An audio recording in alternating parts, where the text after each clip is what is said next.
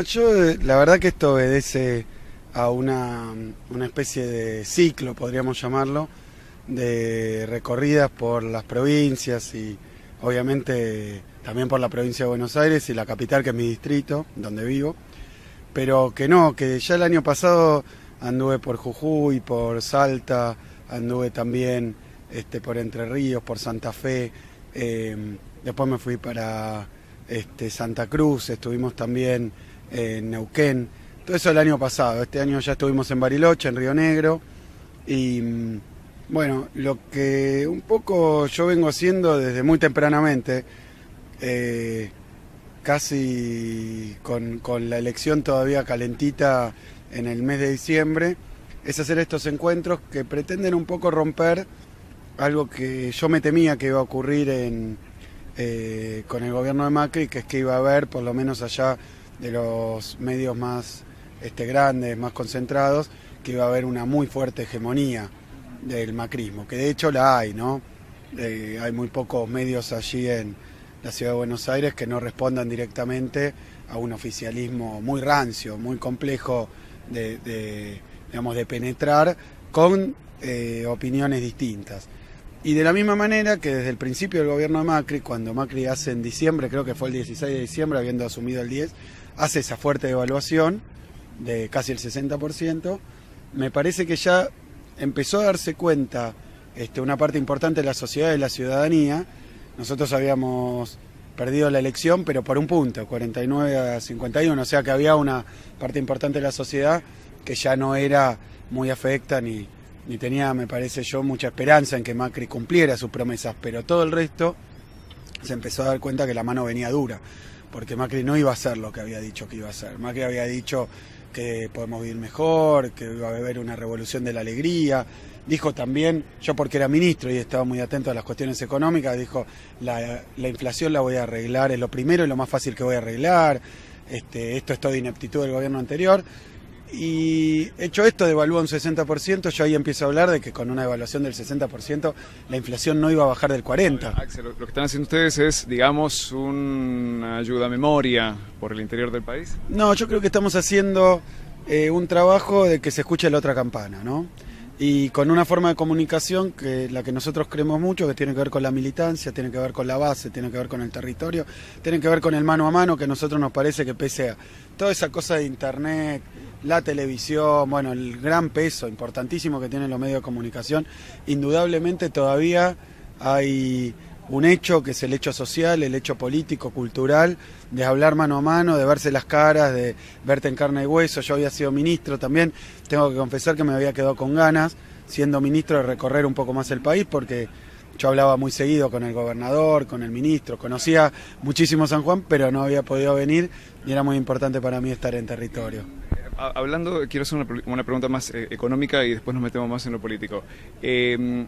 Respecto de lo económico, y visto ahora con un año largo de distancia, ¿qué hubieras corregido como ministro de Economía, digamos, en el último tramo de la gestión, en que hubo un recalentamiento de la economía? Me acuerdo de Alejandro Banoli aquí en San Juan hablando de un estrés de la moneda y demás. ¿Qué hubieras corregido si es que hoy, tiempo después, has tomado una conclusión distinta? Sí, mirá, yo tenía un objetivo muy claro para 2015. Si bien creo que una de las cosas que hubiera corregido, no sé si solamente es atribuible a mí o a la cuestión económica, pero nosotros hubo muchas cosas que no supimos comunicar demasiado bien. Hubo un problema en la comunicación de algunas medidas, que de hecho sobre esas medidas comunicadas imperfectamente o mal comprendidas, se montó una fuerte campaña, digamos, de ataque al gobierno. Pero yo creo que en perspectiva lo que yo observo es que el mundo estaba atravesando desde 2008 una crisis muy fuerte y muchas turbulencias, que tal vez no se veían porque la economía estaba bastante estabilizada, y el propio año 2015 yo me había propuesto como objetivo básicamente que la gente no perdiera el laburo, porque veía lo que estaba pasando en Brasil. La economía brasileña cayó en 2015 3%, y nosotros somos una economía muy pegada a la brasileña, más pequeña, y además había mucho problema internacional con la cuestión financiera por el movimiento de la tasa, las elecciones que se venían en Estados Unidos, había una incertidumbre tremenda. Entonces yo, algo así como quien dice, se viene la tormenta, cerremos las ventanas, preparemos esto para aguantar un temporal muy fuerte. En ese sentido hubo que tomar medidas, como es el tema de la administración del comercio, de la administración de las divisas, que bueno, que algunos sectores del poder económico no le gustan, ¿no? Porque cuando uno pone control al flujo de capitales, y bueno, no pueden llevarse la plata afuera, que era lo que probablemente les hubiera gustado a los sectores más poderosos. Después hubo otros sectores de la sociedad que tal vez querían ahorrar, decían, pero no me dejan comprar dólares, como si eso fuera lo significativo de la medida. Que hoy lo están mirando en perspectiva y dicen, hoy no me alcanza para pagar la boleta del gas, no para comprar dólares de mis ahorros.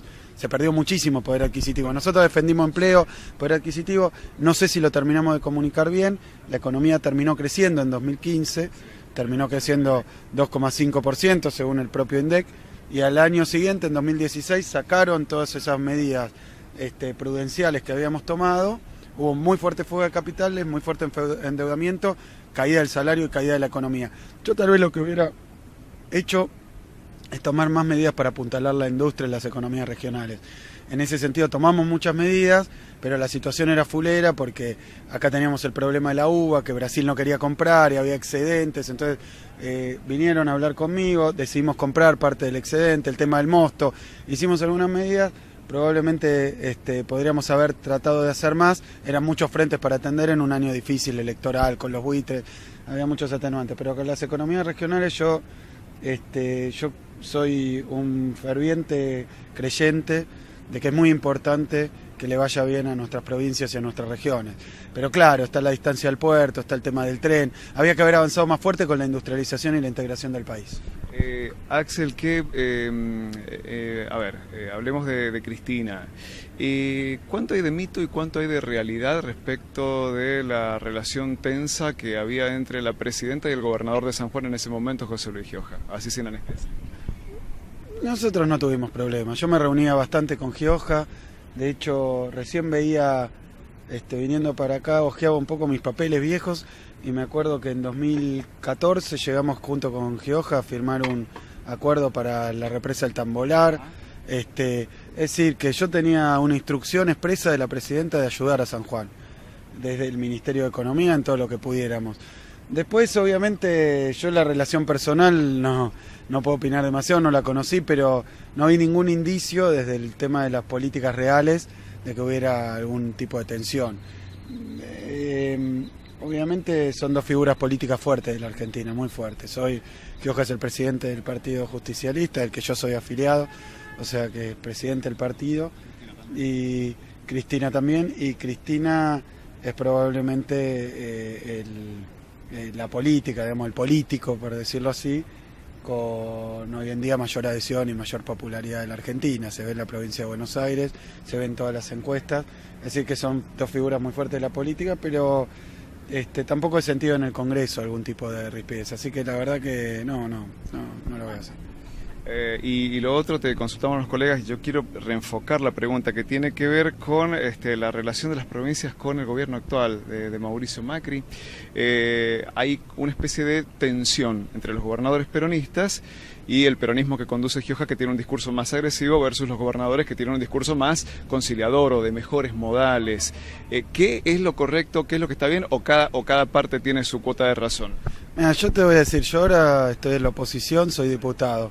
Me vas a escuchar decir cosas, formularlas de una manera probablemente menos prudente, más fuerte que cuando tenía responsabilidad de gestión y que tenía bajo mi dependencia el Ministerio de Economía, parte de la energía, cuestiones muy importantes, y uno tiene que tener prudencia y manejarse con un lenguaje distinto. O sea, que hay cuestiones que pueden ser de lenguaje, y después yo creo que hay un modelo muy perverso, que es el modelo de Macri de relación con los gobernadores, donde la política económica de Macri ahoga a los gobiernos provinciales.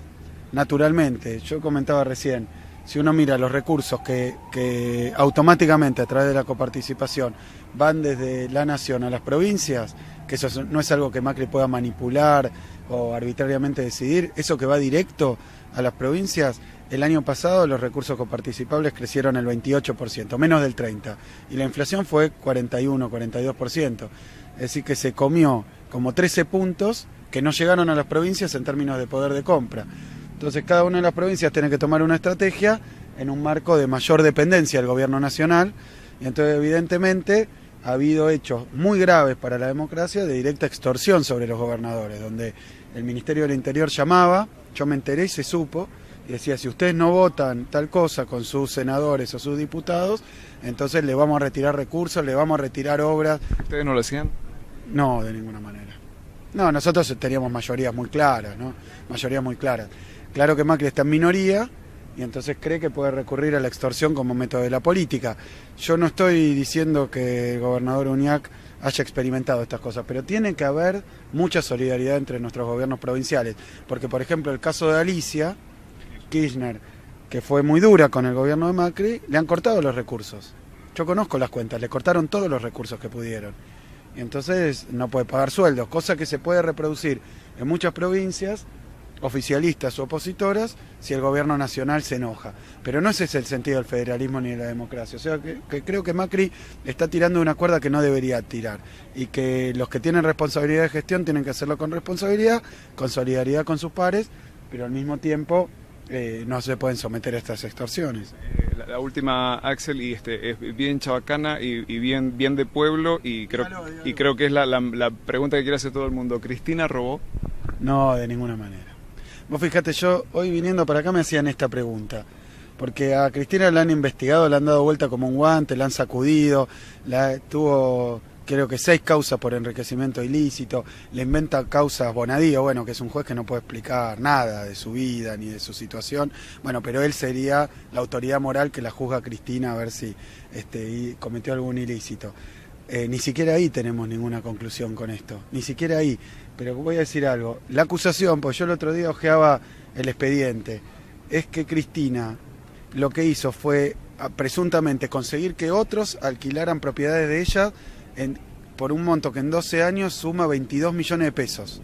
Que le alquilaran propiedades que existen, que estuvieron ocupadas, cuando son hoteles que tenían personal, que daban el desayuno, que te hacían la cama, es decir, que a eso habría que descontarle todos los costos. Presuntamente todo lo que robó es una parte de esos 22 millones de pesos que cobró, después de pagar las construcciones, el mantenimiento, todo eso. O sea, ¿cuánto se iría? Tomando, no le voy a preguntar al dueño de este hotel, si factura 22 millones de pesos, ¿cuánto se queda él? Suponete que me dice 3 millones de pesos, 4 millones de pesos en 12 años por habitaciones ocupadas, eso sería 4 millones de pesos. Macri el otro día en el correo le perdonó a su familia y a su empresa 22.000 millones de pesos. Son casi 3.500 millones de pesos, 3.500 millones de veces más que lo que le están buscando a Cristina después de 12 años, en carácter de acusación. Entonces yo creo que eso es algo que usa mucho una parte del Poder Judicial, usa mucho el gobierno para que después pasen cosas como que todo el tiempo en algunos canales de televisión vinculados a Clarín, etcétera, están diciendo Cristina robó, Cristina robó. Si uno mira las causas, no hay nada probado y además son números que el otro día alguien decía, ¿cuánto se hizo de obra pública en Argentina? 100.000 millones de dólares. ¿Y cuánto le acusan de haberse quedado a Cristina? 4 millones de pesos en 12 años. Bueno, me parece que si mirando, por ejemplo, lo que han hecho con Avianca, con el Correo, cuando se quieren quedar plata a alguien desde el gobierno, hace otro tipo de cosas. Estas mentiras se van cayendo, después que tengan complicidad de jueces, de canales de televisión, pero no, evidentemente no. Lo que no quiere decir que dentro de nuestra fuerza política, de otra fuerza política, de un negocio, de un supermercado, no haya alguien que se pueda quedar un vuelto, que pueda pagar o cobrar una coima. Entonces, ahí lo que hay que hacer es que la justicia tiene que ser dura y ecuánime, y castigar a los que robaron. No me parece que sea el caso de Cristina, pero cuando se pesca a alguien robando, tiene que ir en cana, sea de nuestro gobierno o del actual, por ejemplo, pero cuando, última cosa, para que se entienda la doble vara, si a mí me encuentran hoy acá en mi bolsillo $50.000, que no puedo explicar de dónde salió, va a haber el SWAT va a estar ahí afuera, el casco, si me encuentran a mí, le encontraron a la vicepresidenta Michetti y ni la llamaron a declarar, y cerraron la causa. Entonces yo creo que hay una doble vara, por eso yo digo, hay que perseguir todos los hechos de corrupción. Como ahora se suceden tanto lo del gobierno actual, me da ganas de no hablar de eso. Pues yo creo que un tipo que está en cana por haber robado de Odebrecht, que volteó prácticamente un gobierno de Brasil, y diga, yo contribuí a la campaña de Macri, si era la nuestra íbamos todos en cana. Como es la campaña de Macri, bueno, hay que ver, Arribas, No, pero al final. Entonces yo creo que con esto hay una intencionalidad. Vuelvo al principio, cualquiera que robó tiene que ir en cana. Pero, si vamos a usar estas acusaciones para hacer política y usar parte de la justicia, del Poder Judicial, para que persiga a unos y a los otros los perdone, creo que estamos en un problema que corremos el riesgo de desprestigiar a toda la política. Gracias, Axel. No, gracias a vos.